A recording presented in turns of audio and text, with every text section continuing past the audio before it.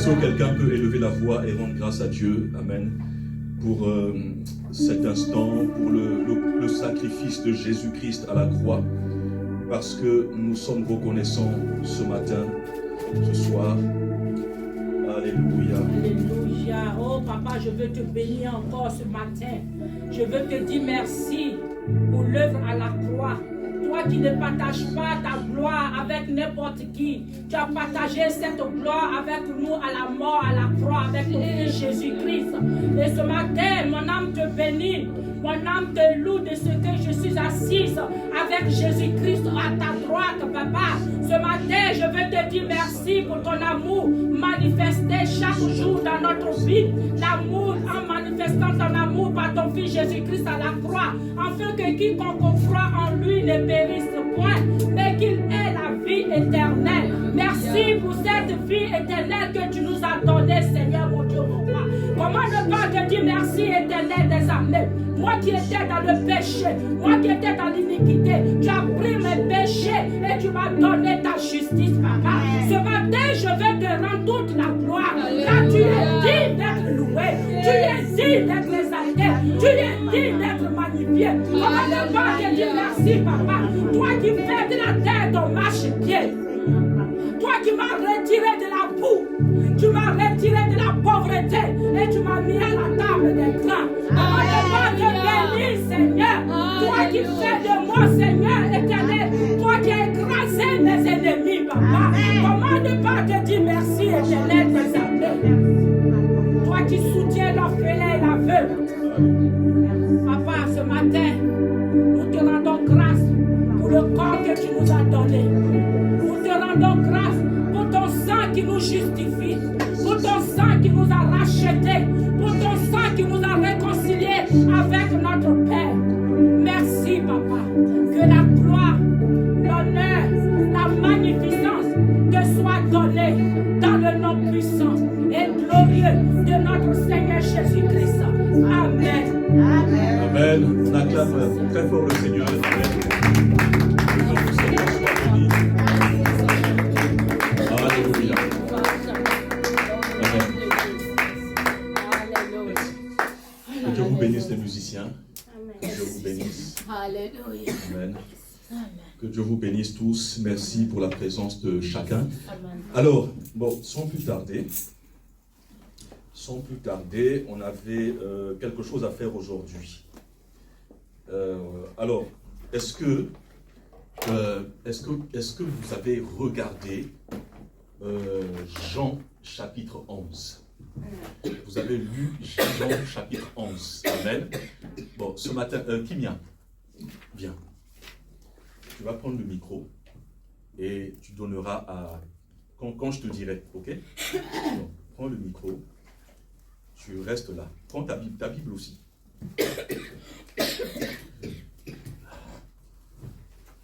Les jumelles, ça va? Bénédicte et Lise, mets-toi là. Prends le micro chez moi. Bénédicte, c'est qui? C'est toi, Lise. Ok, vous avez eu le temps de regarder un peu Jean chapitre 11. Bon, c'est pas grave. Ok, alors, sans plus tarder, dimanche dernier, j'ai parlé j'ai fait un tour sur les différents personnages. Amen. Nous avons parlé des apôtres qui étaient proches de Jésus et qui, avec la proximité, ont fini par s'habituer, n'est-ce pas? Et on s'habitue et parfois on ne voit même plus, on est plus sensible à ce que Jésus peut faire dans notre vie, tellement que ça devient normal, n'est-ce pas? Et c'est ça le problème de cette familiarité, parce qu'on ne voit plus ce que le Seigneur fait. C'est un peu comme lorsque, vous savez, les frères de Jésus se sont convertis, sauf erreur, après la mort de Jésus. C'est là où on a commencé à parler de Jacques, on a commencé à parler de Jude, n'est-ce pas? Mais tant qu'ils étaient avec Jésus, ils n'ont pas vu en Jésus le Messie. Au contraire, on le prenait peut-être pour un fou, on le méprisait. Et même sa mère aussi, Marie, elle ne calculait pas trop. Bien qu'elle voyait certaines choses, la Bible dit qu'elle gardait ça dans son cœur, n'est-ce pas? Mais jusqu'à un certain moment, elle disait que son fils déconne un peu. Amen. On a les apôtres, on a la famille de Lazare. Donc, on a Lazare lui-même qui est malade. Donc, c'est lui qui est au centre de l'histoire. Il est malade, après il meurt et il est ressuscité. Après, on a ses sœurs, Marie et Marthe. Mais nous avons vu que cette famille, c'est une famille qui a une très bonne relation avec le Seigneur. Et les sœurs savent que Jésus-Christ est le Messie que le Père doit envoyer. Donc, elles croient en Jésus, n'est-ce pas? Mais devant l'épreuve, il y a comme un obstacle à leur foi. Ce qui fait que la foi ne peut pas aller loin. Donc ça aussi, c'est un type de chrétien qui, bien que ayant la foi, peut-être connaît bien Jésus, aime Jésus, mais est parfois bloqué et limité, ne peut pas aller au-delà de ce que la foi demande. Amen. Et nous avons aussi les Juifs. Parmi les Juifs, il y a les Juifs qui sont venus consoler Marie et Marthe, hein, la famille. Ils sont venus consoler. C'est quand même une preuve que cette famille était une grande famille. Parce que beaucoup des Juifs qui habitaient Jérusalem à côté se sont déplacés pour aller à Béthanie et soutenir cette famille, n'est-ce pas? Et donc, parmi les Juifs, il y a des Juifs qui ont cru et il y a d'autres qui n'ont pas cru, mais qui sont allés voir les chefs religieux pour dire que Jésus avait ressuscité, qu'il avait fait un miracle. Et dès ce moment-là, j'ai lu que ce miracle, ça a été le dernier miracle de Jésus. Dès ce moment, Jésus, il a déjà été mis à mort. On a décidé de le mettre à mort dès l'instant où ce miracle a été fait. Donc, les Juifs sont allés voir les Juifs sont allés voir les chefs religieux pour dire que Jésus avait fait un miracle. Mais par contre, parmi ces Juifs-là, beaucoup avaient cru en Jésus. Amen. Amen. Et lorsque nous lisons, nous voyons qu'il y a une phrase qui revient à plusieurs reprises. Afin que le Fils de Dieu soit glorifié, afin qu'il croie que c'est toi qui m'as envoyé. Donc, le but de ce miracle... Bon, bref, je m'arrête là. Ok, alors, je donne la parole. Qui c'est qui a lu ce chapitre et qui souhaiterait nous partager sa pensée en quelques minutes? Je pense que chacun de nous a lu. Et chacun de nous, il y a un point. J'avais dit, il y a un point qui t'a touché. Tu donnes le point qui t'a touché. Qui veut commencer?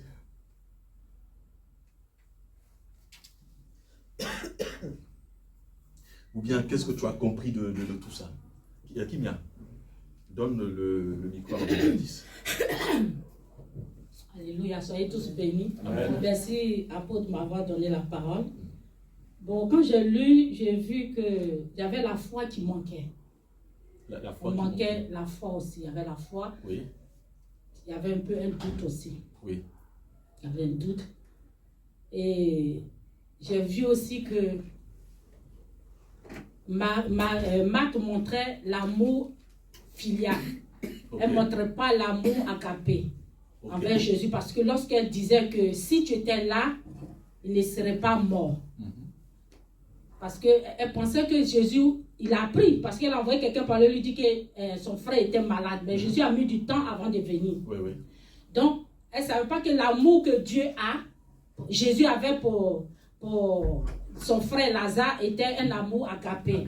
C'est-à-dire l'amour qu'il avait à la croix. Voilà. C'est ça qu'il avait pour eux. Donc ça veut dire qu'à la croix, il pouvait ressusciter Lazare après. Okay. Et donc là, je vois aussi qu'il voulait glorifier le nom de son père. En disant que cette mort n'était pas une mort, mais Lazare dormait.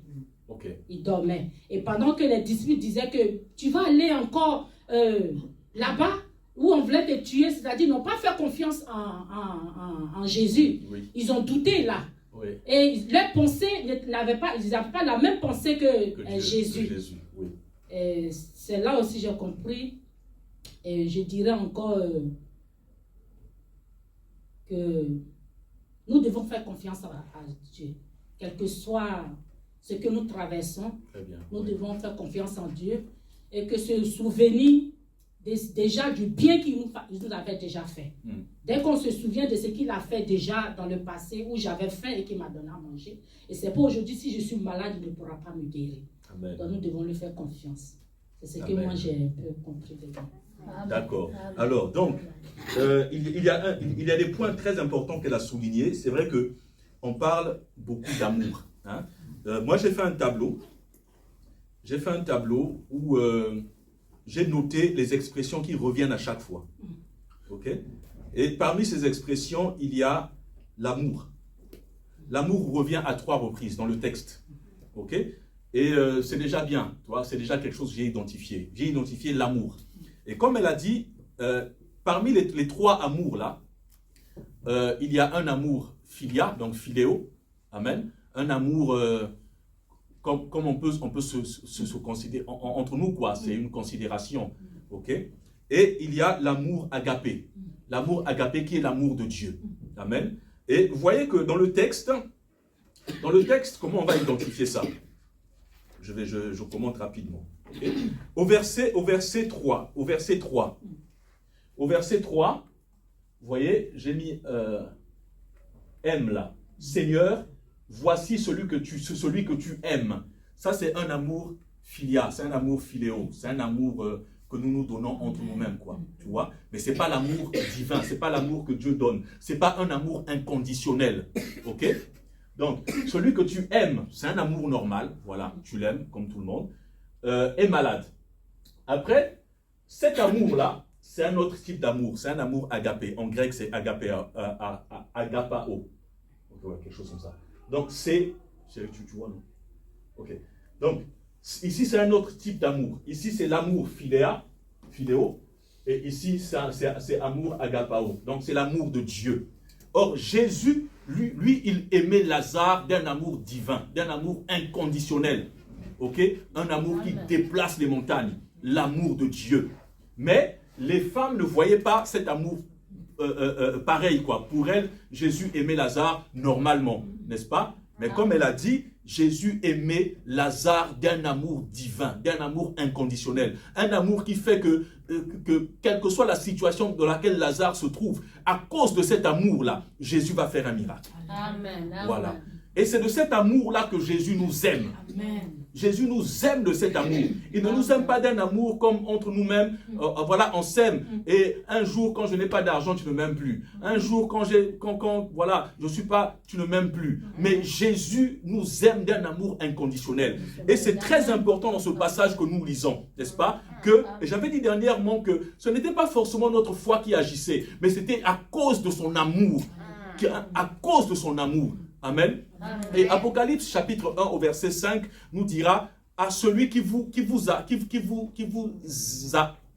aime, il nous a aimés et il nous a lavés par son sang. Même lorsque nous étions pécheurs, il nous a aimés. Amen. Et c'est à cause de cet amour-là qu'il nous a sauvés. Amen. Amen. Voilà. Donc elle a dit ça. Après, il y a encore d'autres. Pardon. Oui. Et puis j'ai remarqué aussi qu'il ne faisait pas de longues prières. Il n'a pas fait de longues prières pour pouvoir ressusciter Lazare. Oui. Déjà, il a rendu grâce à Dieu de ce qu'il lui accorde la vie déjà à Lazare. Et dès qu'il avait déjà rendu grâce à Dieu, cela était arrivé déjà. Voilà. Donc ça, c'est c'est important. Après, elle a parlé de la foi aussi. Hein, de dire qu'il n'avait pas la foi. En fait, il ne croyait pas en Jésus comme le Messie. C'est ça, au fait. Il ne croyait pas en Jésus comme étant le Messie. C'est ça. C'est pourquoi Jésus va dire, au fait, il fait ce miracle afin qu'eux, ils croient que lui, il est le Messie. Vous voyez? Donc,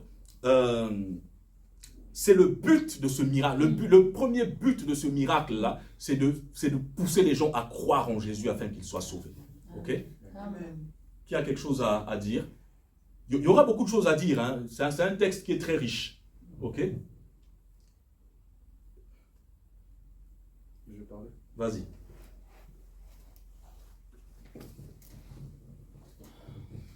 Dommage qu'on n'ait pas quelqu'un qui puisse noter tout ça, toutes les réponses. On devait faire un schéma, un truc qui devait bien illustrer ce passage-là. Mais c'est pas grave. Vas-y. Amen. Amen. D'après ce que j'ai compris par l'aide du Saint-Esprit, on a l'amour, comme vous venez de le dire, comme on vient de le dire aussi, la foi, l'amour et l'enseignement aussi. Jésus-Christ voulait aussi enseigner. Lorsque je lis ce verset, je me rends compte qu'il ne voulait pas d'abord enseigner à la foule. En fait, Jésus, voyant cela, avait déjà conçu. Parce que lorsque nous lisons ces mêmes affichés-là, à partir du verset 4, après avoir rendu grâce, Jésus-Christ dit, cette maladie n'est point à la mort. Si dans ma version a dit, cette maladie n'aboutira pas à la mort, mais elle servira à la gloire de Dieu, afin qu'à travers elle, la gloire du Fils de Dieu soit révélée. Amen. En réalité, Jésus-Christ connaissait déjà que Lazare allait vivre. Mais il voulait comme enseigner. Lorsque j'ai lu, j'ai compris que Jésus-Christ ne voulait pas d'abord enseigner à ceux qui étaient réunis. Et lorsque nous allons lire, j'ai au moins noté 3 points, si je peux le dire rapidement. Je passe au verset, je vais directement au verset 11. Là, Jésus-Christ parle à ses disciples, mais la personne qui voulait d'abord enseigner, ou les personnes qui voulaient d'abord enseigner, j'ai remarqué que ce sont les disciples. Amen. Il dit au verset 11, après ces paroles, il leur dit, notre ami Lazare s'est endormi, mais je vais aller le réveiller. Là, il dit que je vais aller le réveiller. Et ce qui est surprenant, c'est que lorsqu'on continue, les disciples lui disent, Seigneur, il s'est endormi et il sera guéri. 13. En fait, Jésus-Christ parlait de la mort de Lazare, mais ils crurent qu'il parlait de l'assoupissement du sommeil.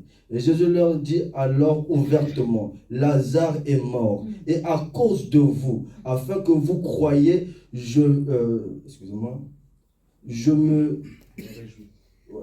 me réjouis de ce que ce n'est pas là, mais allant vers lui. Alors, lorsque je lis cette partie-là, je comprends que Jésus voulait d'abord enseigner à ses disciples. Parce que les personnes qui étaient avec Jésus ne comprenaient pas ou ne connaissaient pas qui était la personne de Jésus. Vous savez qu'il guérissait les malades. Même lorsque nous allons commencer jusqu'à vers le verset 36, ça je reviens après, on va constater que même les gens disent, mais lui, guérissait, mais pourquoi n'arrive-t-il pas à ressusciter Lazare, son ami et tout. C'est vrai qu'on parle de la foi, ça c'est juste mon point de vue. Et lorsque nous venons aussi au verset,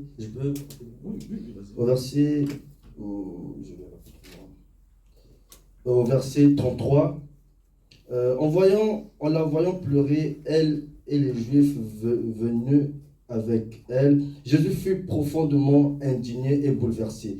Premièrement, Jésus fut profondément indigné et bouleversé. Non pas seulement parce que les disciples n'ont pas reconnu, mais celle à qui il enseignait, à savoir la sœur de Lazare, et ceux qui croyaient en lui d'avance, là, n'ont pas pu reconnaître que Jésus pouvait faire quelque chose. Alors Jésus-Christ fut profondément indigné et bouleversé. Là, je saute parce que je prends peu de temps. Je viens à partir du verset 38. Il dit, Jésus-Christ de nouveau profondément indigné se rendit au tombeau. Je pense bien que lorsque Jésus-Christ a fait cela, parce qu'en lui, il voulait enseigner les hommes. Il voulait les faire comprendre que, mais comment se fait-il que moi je fais des miracles? Et à la mort de la serais-je donc incapable de le faire? C'est comme papa l'a dit.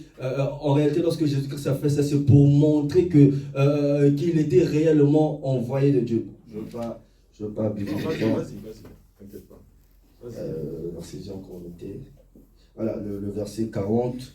Jésus lui dit, ne t'ai-je pas dit que si tu crois, tu verras la gloire de Dieu? Jésus-Christ, ne t'ai-je pas dit que... En réalité, il voulait enseigner et rappeler que Dieu n'était pas limité et montrer qu'il n'avait pas assez de foi. Lorsqu'il a vu, il a parlé aux disciples. Les disciples croyaient que Lazare était endormi. En réalité, Jésus-Christ parlait bel et bien de la mort. Mais il voulait leur enseigner qu'il est capable de ramener les morts à la vie. Lorsqu'il arrive auprès de celle qu'elle enseignait, de Lazare qu'il enseignait, de celle qu'elle enseignait, elle aussi ne croyait pas que Jésus pouvait le faire. Et lorsque Jésus-Christ l'a vu, Jésus fut indigné. Là-bas, Jésus fut encore indigné de ce que certaines personnes qui l'avaient ouvert les yeux, certaines personnes qui l'avaient fait, mais lorsque la situation de Lazare est arrivée, ils n'ont pas cru que Jésus pouvait faire quelque chose.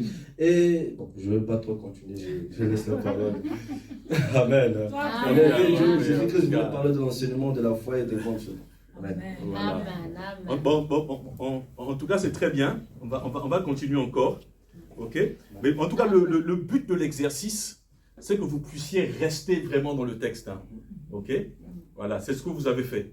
C'est ça le but de l'exercice. Ouais, qu'on puisse vraiment rester dans l'esprit du texte, qu'on essaie de bien comprendre le texte, mais de manière, d'abord, de manière intellectuelle, que vous puissiez comprendre le texte. Ok. Et après. Alors, à qui le suivant? Maman Clara, à qui le suivant? Tout a été dit, moi juste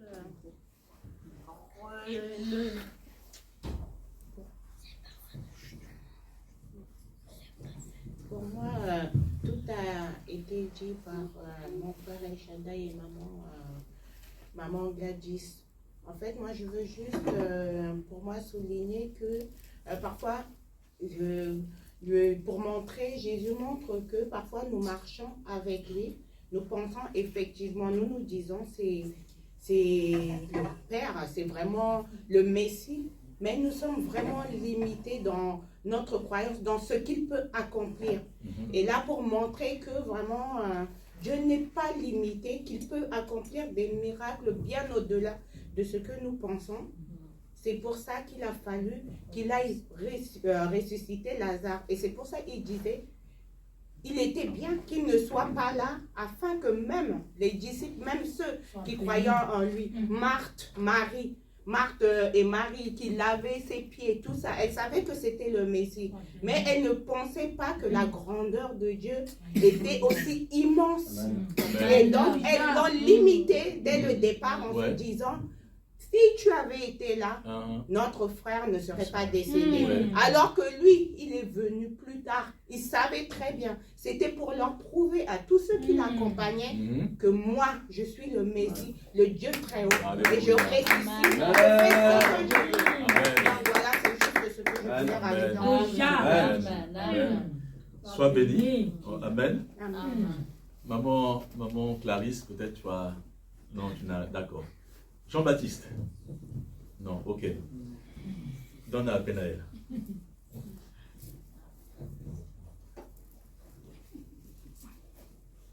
En fait, je voulais juste appuyer sur ce que maman Clara voulait dire. Là, si je lis le verset 14, Jésus leur dit ouvertement, Lazare est mort. Et à cause de vous, afin que vous croyiez, je me réjouis de ce que je n'étais pas là, mais allant vers lui. Je comprends qu'il y a certaines situations où Jésus se réjouit parfois qu'il ne soit pas là. Juste pour nous prouver que, par exemple, si on n'a pas la foi, il y a certaines choses où on dit, mais pourquoi Seigneur, parfois il entend de rire, il se dit, ouais, mais je veux que ça te pousse à avoir une foi et avoir une foi, quoi. C'est cette phrase-là qui m'a beaucoup...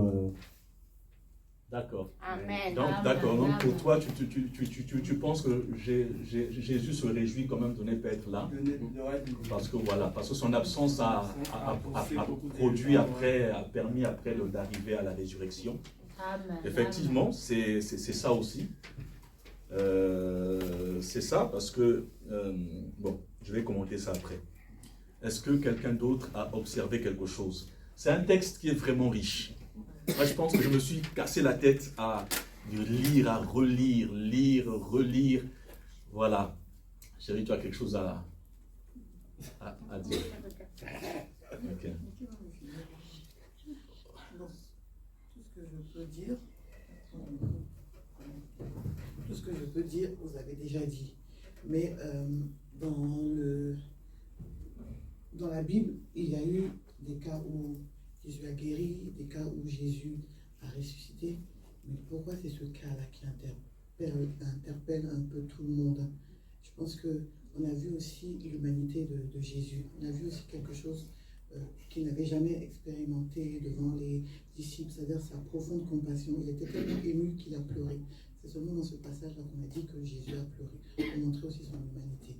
Et montrer aussi que même quand nous avons des difficultés, nous avons des situations, c'est normal qu'on puisse exprimer aussi nos sentiments. Si notre maître l'a exprimé, nous aussi nous pouvons l'exprimer. Parce que des fois, on pense que être chrétien, c'est être un super-héros. Tu n'as pas de sentiments, tu peux rien exprimer. Mais en fait, quand on est ému de combat, des fois tu es tellement bouleversé par ta situation. Tu vois ton frère ou ta soeur dans une épreuve, tu vois tes parents en train de souffrir d'une maladie, mais tu ne peux pas rester stoïque. Il y a des moments où tu te contiens, mais il y a des moments où tu ne peux pas. Et on voit dans ce passage aussi que c'était tellement fort, parce que Jésus aurait pu venir avant, mais il reçoit ses ordres du Père, et le Père lui a dit, tu ne bouges pas. Tant que je ne te donne pas l'ordre de partir, afin que tu puisses glorifier mon nom, et montrer que même quelqu'un qui est pourri, qui a été mis dans le tombeau, parce que à chaque fois que Jésus ressuscité quelqu'un, la personne n'était pas encore dans le tombeau. Quand il a ressuscité la fille de Jairus, elle n'était pas... On va dire que son corps était encore chaud. Peut-être que si on était à cette époque, on aurait dit non, elle était seulement dans le coma. Mais là, c'est quelqu'un où il est pourri. 4 jours, il est au fond. En plus, il fait chaud, il fait chaud. Le corps était vraiment... Voilà ce que je voulais dire. Ça souhaitait, Alléluia, quoi. vérité. Bon, en tout cas, si vous avez encore des idées, n'hésitez pas. Donc, on avance. Mais si vous avez des idées, quelqu'un peut lever la main et puis on avance. Mais que le Saint-Esprit nous fasse grâce. Vraiment, que nous voulons être transformés par cette parole, par ce moment d'échange, parce que c'est la parole qui nous transforme. Et donc, Jésus, dans ce passage-là, il se révèle comme étant la résurrection. Est-ce que vous avez remarqué ça? Hein?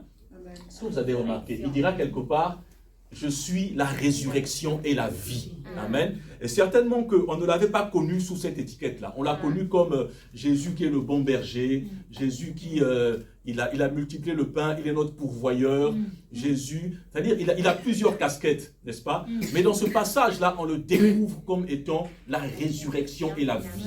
Amen. Et il dit à ces personnes-là que celui qui croit en moi, il vivra. Combien même il serait mort, n'est-ce pas? Il vivra. Je reviendrai là-dessus. Il vivra. Donc c'est une promesse pour nous les enfants de Dieu pour dire que même si la chair part, n'est-ce pas? Mais nous vivrons. Et c'est ça aussi le symbole de la résurrection de Lazare. Lazare, le Seigneur veut nous montrer qu'il est capable de ressusciter, même ce qui est mort depuis 4 jours. Mais c'est aussi une prophétie. Lazare est ressuscité le 4e jour. Jésus est ressuscité le 3e jour. Donc Jésus ressuscite le 3e jour, mais le 4e jour, c'est notre résurrection à nous. Parce que nous les croyants, nous allons ressusciter. Amen. C'est ce que la Bible nous dit dans 1 Thessaloniciens chapitre 4, verset 1 Thessaloniciens chapitre 4. N'est-ce pas? Donc la résurrection de Lazare, c'est aussi une préfiguration de notre propre résurrection. Amen. Voilà, donc c'est ça le symbole de ce miracle. Un miracle, il y a un enseignement derrière. Ce n'est pas seulement ce que tu vois, mais derrière un miracle, il y a toujours un enseignement. Amen. Amen. Donc la résurrection de Lazare, c'est aussi notre résurrection. Amen. Alors, 1 Thessaloniciens chapitre 4. Si quelqu'un a trouvé, la personne peut lire, s'il vous plaît. On est en train d'interagir. Ok? Tu as trouvé?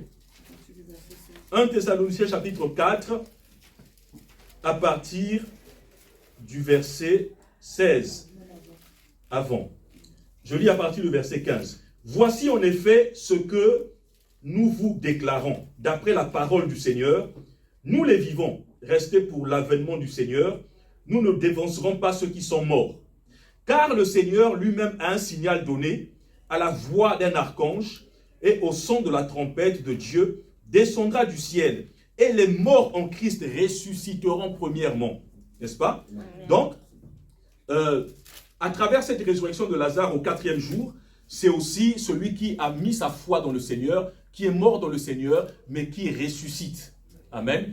Et ça, l'une des femmes l'avait compris, Marthe ou Marie, avait compris lorsqu'elle a dit, je sais qu'il ressuscitera. Jésus a dit, ton frère ressuscitera. Elle dit, je sais que mon frère ressuscitera, mais au dernier jour. Ce n'était pas faux. Amen. Et cette parole aussi, c'est un enseignement pour nous. Elle ne s'est pas trompée, ce n'était pas faux. Amen. Elle est persuadée, elle sait d'après les Écritures que les morts vont ressusciter. Donc, la mort de Lazare et sa résurrection, c'est aussi notre résurrection à nous. Amen. Alors, je continue. Je vais commencer au verset 1. Il y a une chose qui m'interpelle. On nous dit, il y avait un homme malade, Lazare de Béthanie, village de Marie et de Marthe, sa sœur. Et l'auteur va dire, là c'est Jean qui écrit. Jean, c'est le disciple ou bien l'apôtre de l'amour. Il parle beaucoup de l'amour dans ses écrits. Okay? Et c'est même lui qui dit, en parlant de lui, il dit le disciple que Jésus aimait. Amen. Et donc, au verset 2, il y a un point qui m'interpelle. Mais qu'est-ce que ce verset vient faire ici? L'auteur prend le soin de rappeler que c'était cette Marie qui oignit de parfum le Seigneur et qui lui essuya les pieds avec ses cheveux. Et c'était son frère Lazare qui était mort. Bien aimé, ce n'est pas pour rien que l'auteur vient rappeler cette action que Marie avait posée il y a quelques jours passés. Je pense qu'elle a même dû le faire 2 fois. La première fois, elle l'a fait chez un Simon le lépreux. Et la deuxième fois, elle l'a fait toujours dans Jean chapitre 12.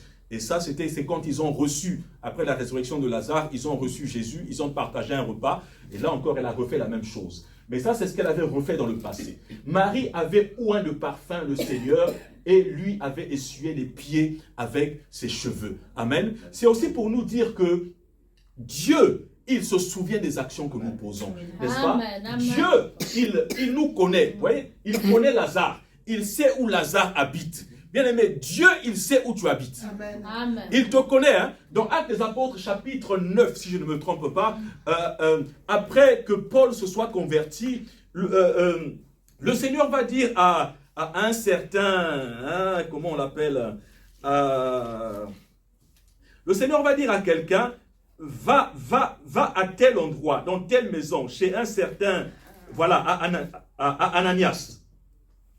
Le Seigneur, acte 9, 15. Mais le Seigneur lui dit, va, non. Voilà. Acte 9, verset 10. Or, il y avait à Damas un disciple nommé Ananias. Le Seigneur lui dit en vision, Ananias, il répondit, me voici, Seigneur. Et le Seigneur lui dit, lève-toi, va dans la rue qu'on appelle la droite et cherche dans la maison de Judas un nommé Saul de Tarse. Amen. Donc le Seigneur, il connaît la maison d'un certain Judas. Et il connaît la maison de Lazare et de sa famille. Il sait qu'ils habitent Béthanie. Il sait que c'est un village et que dans cette maison, il y a quelqu'un qui est malade. Amen. Donc Dieu connaît nos situations. Dieu connaît nos épreuves. Dieu sait là où nous habitons. Amen. Il sait là où nous habitons. Il connaît nos proches. Et dans ce passage, nous voyons aussi la proximité que le Seigneur a avec les autres. Et comme ma femme disait tout à l'heure, elle disait que... qu'est-ce qu'elle disait Bref, le Seigneur, il est proche de nous. Voilà, il montre son humanité. Dans ce passage-là, il montre son humanité. Il montre qu'il est proche des gens, qu'il va consoler des personnes. Amen. Amen. Il est proche, il sait aimer, il a des sentiments. Donc, Jésus est proche de nous. Peut-être qu'on nous a enseigné un Jésus qui est très loin de nous. Amen. Un Jésus qui est inaccessible. Mais par ce passage, nous voyons que Jésus est proche. Il est proche de nous. Amen. Il a les sentiments. Vous savez que Jésus, il a éprouvé aussi beaucoup d'angoisse à Golgotha. Hein? Il a éprouvé beaucoup d'angoisse jusqu'à ce qu'il allait prier le Père à 3 reprises. Père, vraiment que cette coupe s'éloigne. Pas ma volonté, mais ta volonté. Et après, un ange est venu le fortifier. Mais la Bible déclare que sa sueur devenait rouge comme du sang. Amen. C'est un signe que la personne a atteint un niveau d'angoisse, mais que pas grand monde expérimente. Et donc, Jésus aussi, quelque part, il a eu comme des craintes. Non, il ne faut pas avoir peur des mots. Hein? Il a eu peur. Lui aussi, il a douté, n'est-ce pas? Il a expérimenté l'angoisse. Amen. Donc, Jésus, ça montre l'humanité de Jésus. Jésus a été proche de nous. Jésus a été proche de nous. Il a vécu des épreuves. Il a eu faim. Il a eu faim. Et donc, au verset 2, l'auteur met en lumière cette action que Marie avait posée. Pour dire que Dieu, et en plus il dit, et c'était son frère qui était malade. Donc Dieu intervient aussi. Dieu voit les actions que nous posons dans notre vie. C'est pourquoi, je pense que c'est Paul qui dira, ne vous lassez pas de faire du bien. Car d'autres personnes, en faisant du bien, ils ont hébergé des anges. Donc ne vous lassez pas de faire du bien. Parce que Dieu se souvient du bien que nous faisons. Amen. Et pendant que Corneille était en train de prier, la Bible déclare qu'un ange est venu visiter Corneille.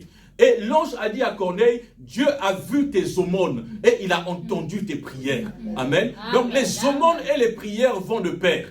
Les actions que nous posons avec l'exaucement ou avec les prières, ça va de pair. Amen. Dieu se souvient de ce que tu as fait. Amen. Dieu se souvient de ce que tu as fait et il répond à tes prières aussi en fonction de ce que tu as fait. Amen. Donc ça c'est un commentaire sur le verset 2. Les sœurs envoyèrent dire à Jésus, celui que tu aimes, ça on a vu, hein, elle pense que Jésus aime d'un amour filial.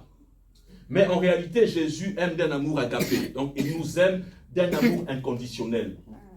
Après avoir entendu cela, Jésus dit, cette maladie n'est point à la mort, mais elle est pour la gloire de Dieu. Et là nous voyons le but du miracle que Jésus s'apprête à faire. Le but du miracle, c'est que que le Père soit glorifié et que les gens croient que c'est le Père qui l'a envoyé. Que le Fils aussi soit glorifié à travers ce miracle. Amen. Que le Fils soit glorifié. Donc chaque fois que le Seigneur fait quelque chose, c'est parce qu'il veut aussi il veut se présenter à nous. Il veut se glorifier dans notre vie. Il veut se glorifier dans notre vie. Souvenez-vous lorsque Jésus a guéri un aveugle né. Et les gens ont posé la question à Jésus, mais est-ce que c'est lui qui a péché ou ce sont ses parents qui ont péché? Jésus dira non, ce n'est pas lui ni ses parents, mais c'est pour que le Fils soit glorifié. Amen. Donc Dieu prend plaisir à se glorifier au travers de nos situations. Parce que la situation que tu traverses là, le jour où Dieu va te guérir, toi tu seras capable d'aller témoigner Jésus. Parce que tu as vécu quelque chose. Amen. Un vrai témoin, c'est celui qui a vécu quelque chose. C'est celui qui a été délivré par Jésus. Il a été délivré de la maladie, il a été délivré du péché, il a été délivré de la mort. C'est ça un vrai témoin. Parce qu'il a quelque chose à dire aux autres. Amen. Donc il est un témoignage vivant. Et si Dieu a agi dans sa vie, c'est pour qu'il aille témoigner. C'est pour qu'il fasse l'œuvre de Dieu. Ce n'est pas pour qu'il reste assis et continue à manger la semoule. Amen. Mais c'est pour qu'il annonce Christ. Pour qu'il glorifie le nom de Jésus à travers la situation qu'il a vécue. Amen. Et donc, si nous avons, bon ça peut être un sujet de prière.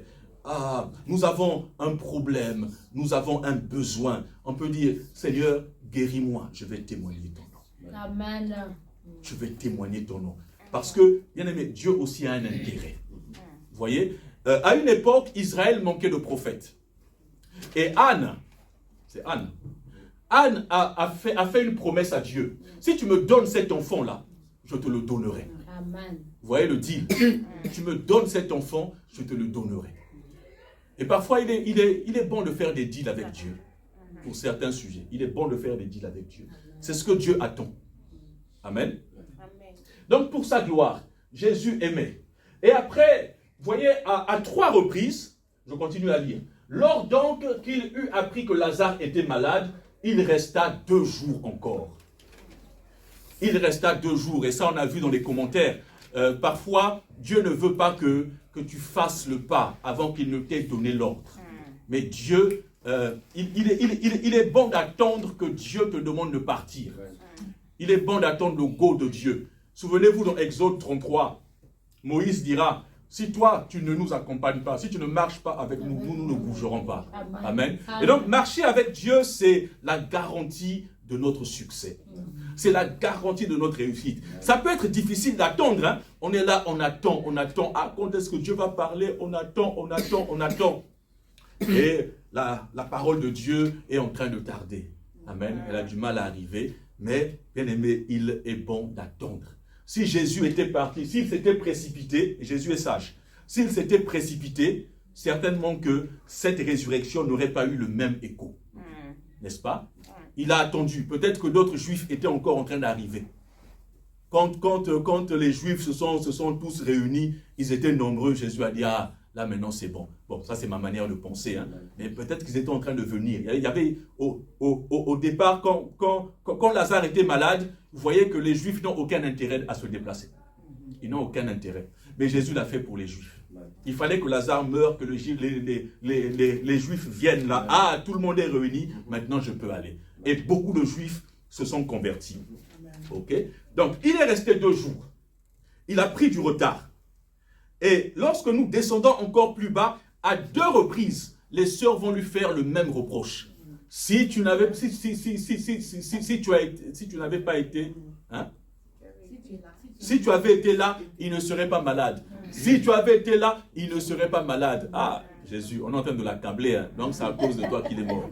Ah, il fallait venir, c'est à cause de toi qu'il est mort, parce que tu n'es pas venu à l'heure, tu n'es pas venu à temps, n'est-ce pas? Et ces reproches-là, en parlant du temps, hein, il reste 2 jours, après si tu n'étais pas là, c'est pour dire que, vous savez, nous sommes dans une société où nous voulons que les choses aillent vite. Ah oui, ça c'est notre nature maintenant. Ça doit aller vite, ça doit aller vite, ça doit aller vite. Mais notre temps n'est pas le temps de Dieu. Ah oui. Amen. Ouais. Notre temps n'est pas le temps de Dieu. Donc au travers de ce passage, nous apprenons la sagesse de Jésus. Ce n'est pas parce que tu veux quelque chose tout de suite que Dieu va te donner. Ce n'est pas parce que tu as une bonne relation avec Jésus que tu ne souffriras pas, que tu ne tomberas pas malade, que tu ne connaîtras pas la souffrance, que tu ne connaîtras pas la mort. Non, tu peux avoir une très bonne relation avec Jésus et souffrir de la maladie. Tu peux avoir une très bonne relation avec Jésus. Paul était malade. Tu peux avoir une très bonne relation avec Jésus et avoir des problèmes. Ok? Donc, la proximité avec Jésus, cette famille était proche de Jésus, mais elle a vécu les malheurs. Elle a connu la maladie, elle a connu la souffrance, elle a connu la mort. Pourtant, elle était proche de Jésus. C'est pourquoi, bien-aimés, arrêtons d'accuser Jésus. Parce que notre situation n'évolue pas. Mais attendons, Dieu n'est jamais en retard. Vous voyez, il n'est jamais en retard. Les sœurs croyaient que Jésus était en retard. Les hommes croyaient que Jésus était en retard. Mais Jésus nous montre que, en réalité, Dieu n'est jamais en retard. Il est le maître des temps et des circonstances. Quelle que soit comment la situation a évolué, si la situation a mal évolué, la situation est en train de pourrir, bien aimé, il n'est jamais en retard. Tôt ou tard, il agira toujours. Mais il agit en son temps. Il n'est pas tenu par notre foi. Alléluia. Il n'est pas tenu par nos exigences. Il fait ce qu'il veut. Il agit quand il veut. Et là, Jésus, oui, effectivement, il a attendu 2 jours et on lui fait des reproches. Si tu étais là, si tu eusses été là, notre frère ne serait pas mort. Mais cela n'a pas empêché la résurrection de se faire. Parce que Jésus n'est pas en retard. Alléluia, il n'est jamais en retard. Et ça, c'est une bonne nouvelle pour quelqu'un ce soir. Jésus n'est jamais en retard. Continue à garder la foi. Continue à espérer en lui. Comme Maman Gladys a dit, continue à espérer en lui. Ne perds pas la foi. Parce qu'il viendra toujours. Et je pense que c'est Habakkuk qui dit, si la promesse tarde, la promesse c'est le Seigneur. Si la promesse tarde, attends-la. Amen. Car elle s'accomplira certainement. Si la promesse tarde, cette promesse, elle est là. Le Seigneur va tarder. La résurrection peut tarder, n'est-ce pas? Mais la promesse, elle s'accomplira toujours. Parce que Jésus n'est jamais en retard. Alléluia. Jésus, on l'a accusé. Encore, les disciples, tout récemment, cherchaient à te lapider. Bon, ça, on a vu ça dernièrement. Hein. Parfois, on veut décourager le Seigneur, mais rien ne peut bloquer le Seigneur. Amen. Quand il décide d'agir, rien ne peut le bloquer. Lorsque Marthe apprit que Jésus,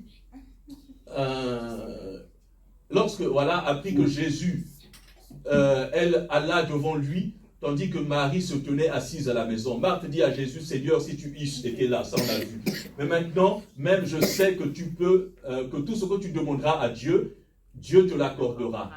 Jésus dit, ton frère ressuscitera. Là, on a vu la résurrection. Je sais, lui répondit Marthe, qu'il ressuscitera au dernier jour. C'est pas faux, c'est une bonne information. Et nous avons lu dans 1 Thessaloniciens, chapitre 4, au verset 16. Amen. Que ceux qui auront mis leur foi dans le Seigneur, ils ne mourront pas. Bien que physiquement, ils vont mourir, mais ils vont ressusciter. Amen. Amen. Ils vont ressusciter. Et la Bible nous le dit dans plusieurs autres passages. Ce sont des thèmes qu'on aura le temps d'étudier tout au long de l'année. On parlera aussi de la résurrection des morts. Amen. Jésus lui dit, je suis la résurrection et la vie. Celui qui croit en moi vivra. Quand même il serait mort. N'est-ce pas? Ça nous parle de la mort physique, hein, n'est-ce pas? Mais cette personne vivra.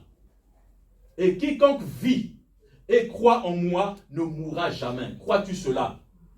Là, j'ai mis partout en rouge. La croix. C'est aussi un passage qui nous interpelle sur le fait de croire en Jésus, n'est-ce pas? Cette résurrection, elle est destinée à ceux qui croient en Jésus. À ceux qui croient. À ceux qui croient. Là, je parle au présent, n'est-ce pas? À ceux qui continuent à croire. À ceux qui persévèrent. Ok? Donc là, cette foi-là, ça nous parle de persévérance. La manière dont c'est conjugué, c'est au présent. À ceux qui croient, donc à ceux qui persévèrent, n'est-ce pas? Et nous devons persévérer si nous voulons être sauvés. Si nous voulons vivre la vie éternelle, nous devons persévérer, malgré les difficultés. Vous savez, bien aimé, le monde devient difficile. Le monde devient difficile. Et ceux qui ne sont pas nés de nouveau, ceux qui viennent à l'église juste par aventure, il arrivera un moment où ils vont baisser. Ils ne pourront plus suivre. Tellement que les épreuves seront là. Tellement que les difficultés, les vents vont se lever. La vie deviendra encore de plus en plus difficile. D'ailleurs, pour les jeunes, moi, quand j'étais plus jeune, jusque dans les années 1990, les choses étaient faciles. La vie, elle était belle. Elle était belle. Les choses étaient, voilà, on pouvait acheter des choses accessiblement. La vie était belle. Mais à partir des années 2000, comment les choses sont en train de s'accélérer. La vie devient de plus en plus difficile, les jeunes. La vie devient de plus en plus difficile. Ça devient difficile. Très difficile. À l'époque, nos parents pouvaient acheter une maison, ils ont fini de payer leur crédit. D'autres pouvaient construire. Ça allait. Les gens vivaient quand même heureux, les gens étaient bien. Mais depuis les années 2000, là, on est en train d'aller quelque part. On est vraiment en train d'aller quelque part. Donc, ceux qui n'ont pas une foi véritable vont craquer. Ils ne pourront pas suivre. Ils ne pourront pas suivre. Amen. Et le Seigneur nous interpelle à croire continuellement, à persévérer dans la foi afin d'être sauvé. Il y a quelque part, je pense que c'est dans Apocalypse, celui qui persévérera jusqu'à la fin sera sauvé. Amen. Nous devons persévérer jusqu'à la fin. Et dans ce passage, il y a beaucoup d'appels à croire. Croire à Jésus, croire en Jésus et tu verras la gloire de Dieu. Qui devra, ayant été, verset 28, ayant ainsi parlé, elle s'en alla. Puis, bon ça ne m'intéresse pas. Dès que Marie, verset 29, dès que Marie eut entendu, elle se leva promptement et alla vers lui. Car Jésus n'était pas encore entré dans la ville, mais il était dans le lieu où Marthe l'avait rencontré. Les Juifs qui étaient avec Marie dans la maison et qui la consolaient, l'ayant vu se lever promptement et sortir, la suivirent en disant, elle va au sépulcre pour y pleurer. Lorsque Marie fut arrivée là où était Jésus et qu'elle le vit, elle tomba à ses pieds, donc elle adora le Seigneur, et lui dit, Seigneur, si tu eusses été, mon frère ne serait pas mort.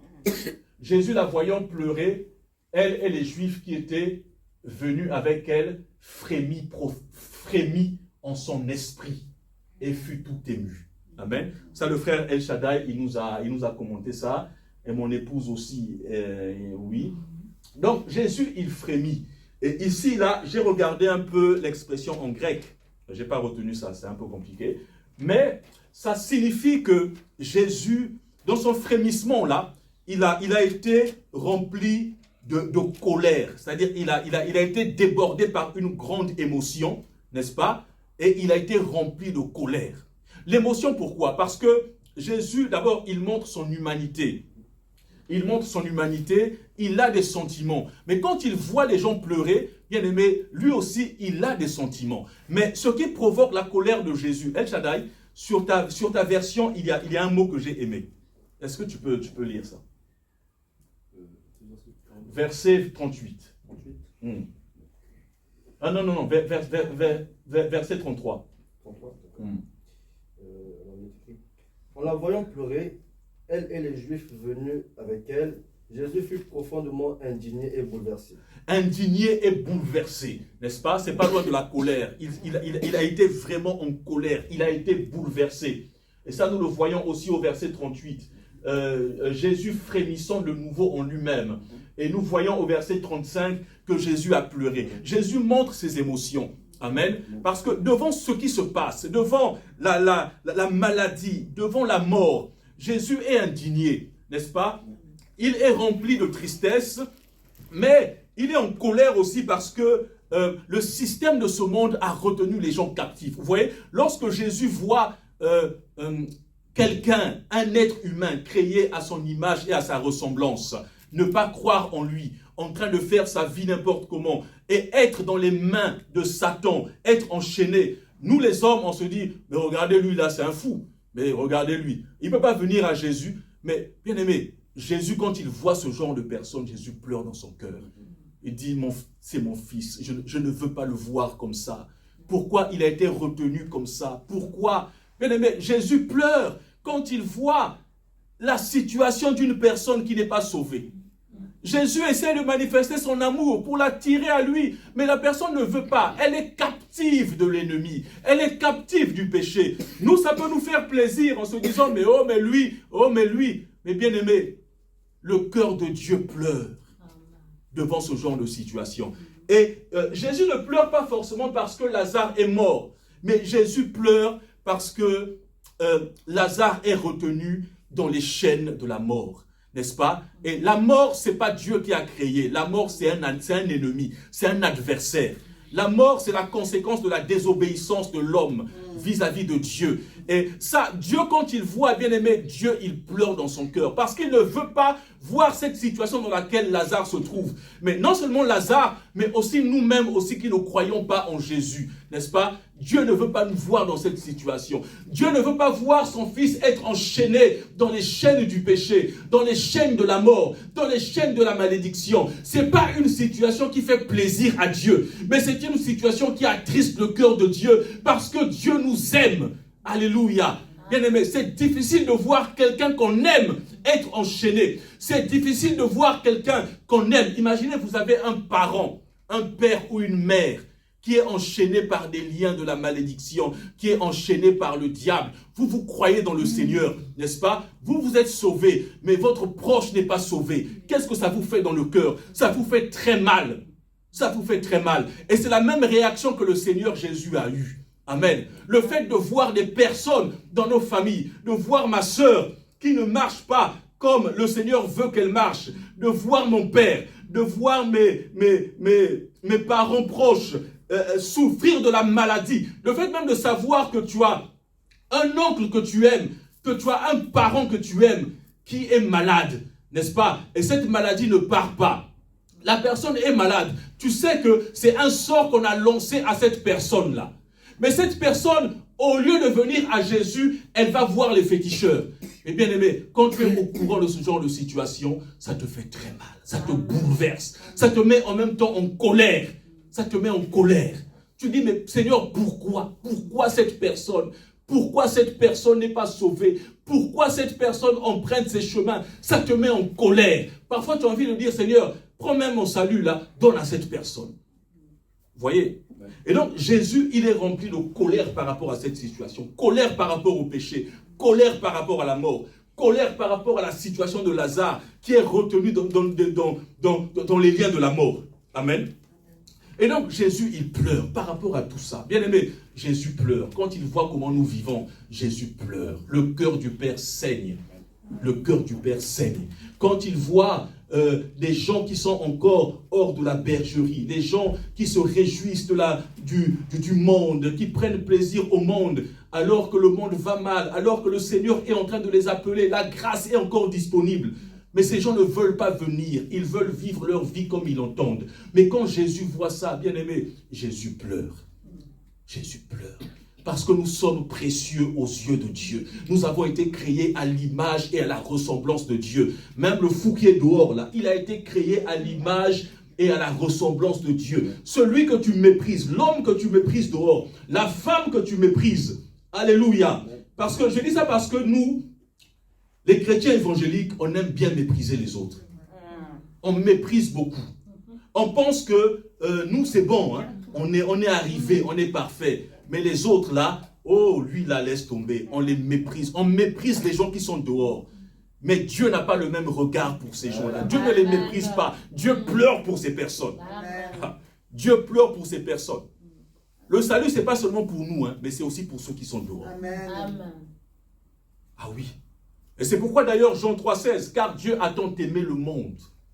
Il a donné son Fils. Dieu a donné son Fils pour que ces gens-là soient sauvés. Vous voyez? Et ça fait pleurer le Seigneur. Ça fait pleurer. Cette situation fait pleurer le Seigneur. Alléluia. Alors, donc, frémissant en lui-même, Jésus pleura. Jésus pleura. Si tu crois, voilà, nanana, Seigneur, oh, voilà. Donc, Jésus dirait au verset 39, ôtez la pierre. Marthe, la sœur du mort, lui dit, Seigneur, ils sont déjà, car il y a 4 jours qu'il est là. Jésus lui dit, ne t'ai-je pas dit, si tu crois, tu verras la gloire de Dieu. Vous savez, l'odeur hein, est parfois associée au péché. Amen.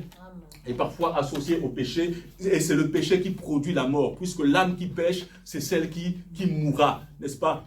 La cause de la mort, c'est le péché. C'est parce qu'il y a le péché que Adam et Ève sont morts. Amen. C'est parce qu'il a le péché. Donc le péché a corrompu notre chair. Et donc, Seigneur, ils sont déjà, bien aimé, quel que soit comment tu te retrouves dans les liens du péché, quel que soit comment le péché a pris possession. Et là encore, il y a une bonne nouvelle. C'est que Jésus, il est venu pour libérer ceux qui sont dans les liens du péché. C'est pourquoi nous voyons qu'il y a des gens qui se prostituaient dans le passé, qui sont venus à Christ. Ce n'est pas leur propre action, mais c'est Jésus qui a coupé les liens du péché. Amen.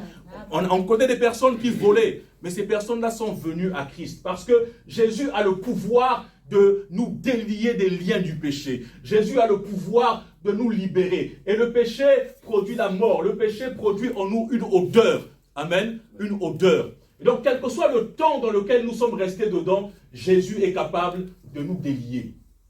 Ne t'ai-je pas dit que si tu crois, tu verras la gloire de Dieu? Ils ôtèrent la pierre. Et Jésus leva les yeux en haut et dit, Père, je te rends grâce de ce que tu m'as exaucé. Pour moi, je sais que tu m'exauces toujours. Je sais, dis avec moi, je sais que tu m'exauces toujours. Je sais que tu m'exauces toujours. Mais j'ai parlé à cause de la foule qui m'entoure, afin qu'ils croient que c'est toi qui m'as envoyé. Ça, on a déjà vu. Ayant dit cela, il cria d'une voix, Lazare, sors. Et le mort sortit, les pieds et les mains liés de bandes. Bon, ça c'est un mystère, hein, parce qu'un mort, quelqu'un à qui on a lié les pieds comme ça, là, vous lui dites, sors, je ne sais pas, il va peut-être sauter, c'est peut-être ça, mais en tout cas c'est un mystère. Et ce miracle-là est rempli de mystères. C'est un miracle qui parle de la délivrance du péché. Amen. C'est un miracle, c'est-à-dire que le Seigneur nous a déliés et nous a libérés des liens du péché qui produisaient la mort en nous. C'est pourquoi il dira plus haut, celui qui croit en moi, il vivra, n'est-ce pas? Donc la mort n'a plus de pouvoir sur celui qui croit en Jésus-Christ. Ok? Et nous avons le cas ici. Si Jésus a pu libérer Lazare, c'est parce que la mort n'a plus de pouvoir. Dès l'instant, la mort n'a plus de pouvoir. La mort ne pouvait pas retenir Lazare dans le tombeau, comme la mort ne peut pas nous retenir aussi dans le tombeau. Amen. Amen. Donc, nous avons la foi et nous croyons en lui. Donc, par ce miracle, nous voyons que Jésus, il nous libère des liens du péché. Jésus, il nous a donné la victoire sur la mort, parce que lui-même, il a vaincu la mort. Amen. Et nous ne connaîtrons pas la corruption de notre corps. Nous ne connaîtrons pas la corruption. Nous vivrons éternellement. Et le mort sortit les pieds et les mains liés de bandes. Et le visage enveloppé d'un linge. Jésus leur dit, déliez-le, j'ai bientôt fini. Déliez-le et laissez-le aller. Jésus confie donc la responsabilité à ceux qui étaient là de délier Lazare et de le laisser aller. Alors, selon les commentateurs bibliques ou bien certains théologiens, c'est le fait que Jésus a établi des ministères dans son Église. Amen. Et ces ministères-là ont le pouvoir de délier ceux qui sont dans les liens. Amen. C'est pourquoi n'hésitez pas de vous approcher de ceux qui ont un ministère même au sein de l'Église. Amen. Demandez à ce qu'on prie pour vous, parce que les ministres de Dieu ont reçu ce mandat de la part du Seigneur. Ok? Déliez-le et laissez-le aller. Plusieurs des Juifs qui étaient venus vers Marie et qui virent ce que fit Jésus crurent en lui. Mais quelques-uns d'entre eux allèrent trouver les pharisiens et leur dire ce que Jésus avait fait. Alléluia. Amen. Est-ce que ce passage a été clair pour vous? C'est un passage qui est très riche. Alléluia. Amen. Dimanche dernier, ma femme m'a dit, ce sur quoi tu as prêché, je n'avais jamais vu ce passage de cette manière. Je ne savais pas que par ce passage, on pouvait étudier le comportement des différentes personnes. Amen. Amen. Et donc, c'est un passage qui nous parle beaucoup. C'est un passage qui est prophétique aussi. Comme je l'ai dit, il parle de la mort, mais de la résurrection que les saints vont hériter. Il parle du fait que Jésus-Christ, il est la résurrection. Celui qui croit en lui, il vivra. Amen. Jésus-Christ est la résurrection. La résurrection, elle ne se trouve pas ailleurs. Elle ne se trouve nulle part qu'en Jésus-Christ. Amen. Et Jésus-Christ, il nous a délivrés des liens du péché, des liens de l'iniquité dans lesquels nous étions enfermés. Pour terminer, il y a un psaume, c'est David qui le dit, que les liens de la mort m'avaient enlacé. Amen. Les liens de la mort m'avaient enlacé. Mais le Seigneur m'a délivré. Et donc le Seigneur nous délivre des liens de la mort. Amen. Alléluia. Amen. On a terminé avec ça. Est-ce que ça vous a fait du bien? Amen. Amen. Je pourrais donner, pour ceux qui veulent, de ce tableau-là, j'ai noté quelques mots. Et c'est aussi un exercice qui nous aide à méditer la parole de Dieu, à étudier la parole de Dieu. Amen. Parce que je crois que chacun de nous ici, vous êtes tous appelés à annoncer Christ, à prêcher la bonne nouvelle. Amen. Et c'est ce à quoi nous allons travailler. Donc, le mot amour. Amour, je l'ai noté à trois reprises. J'ai les versets 3, 5, 36. Et puis, croire. Vous voyez que la foi, croire en Jésus. En fait, je dirais, le principal même dans ce passage, c'est la foi. C'est croire en Jésus. Celui qui croit en Jésus, il voit la gloire de Dieu. Celui qui croit en Jésus, il vit. Celui qui croit en Jésus, il sera ressuscité. Amen. Celui qui croit en Jésus, il sera guéri. Donc, vous voyez, tout tourne autour de la foi. Croire. Verset 15. Et frémir. Important de savoir que Jésus a des sentiments. Il peut pleurer. Il a faim. Jésus est proche de nous. Jésus est un ami. On dit, ton ami Lazare est malade. Bien-aimé, nous sommes des amis de Jésus. Amen. Et Jésus est proche de nous. Il est notre Dieu, il est notre Seigneur. Il est aussi un ami pour nous, un confident. Il y a aussi le retard. Je l'ai dit tout à l'heure que Dieu agit en son temps. Et c'est pas en fonction de nos besoins qu'il agit. Mais il agit en son temps. Amen. Il agit en son temps. Il n'est pas tenu par notre précipitation, par de tous les jours. Il n'est pas tenu forcément par notre foi. Il agit comme il veut. Mais ce qui est sûr, c'est qu'il agira. Parce qu'il est fidèle. Amen. Amen. À pleurer, afin que, ça encore c'est une belle expression. À 3 reprises, on nous répète afin que. Amen. Amen. Et ça, c'est le but du miracle. Alors, ce soir, je voudrais nous encourager tous à mettre notre foi dans le Seigneur. Parce que il s'est révélé comme étant la résurrection. Daniel, tu peux venir. Je vais clôturer. Il s'est révélé comme la résurrection. Amen. Et la vie. Et quand je prêche, je me dis parfois, Seigneur, je suis en train de prêcher, mais pour moi, c'est comme un cri de cœur. C'est comme une prière. C'est comme une lamentation. C'est un cri que je fais monter vers le Seigneur. Et Jésus-Christ, il est la résurrection et la vie. Et il est capable de ressusciter tout ce qui est mort. Il est capable de nous redonner ce que nous avons perdu. Il est capable aussi de nous délier des liens de l'iniquité, des liens du péché. Jésus est capable. Il est capable de nous délivrer aussi. Amen. Il est capable de nous délivrer. Et donc Jésus-Christ, il est proche de nous, il nous connaît, il nous connaît, il nous connaît, il nous connaît. On va donc se lever sur ces paroles-là. On va juste rendre grâce à Dieu pour sa parole.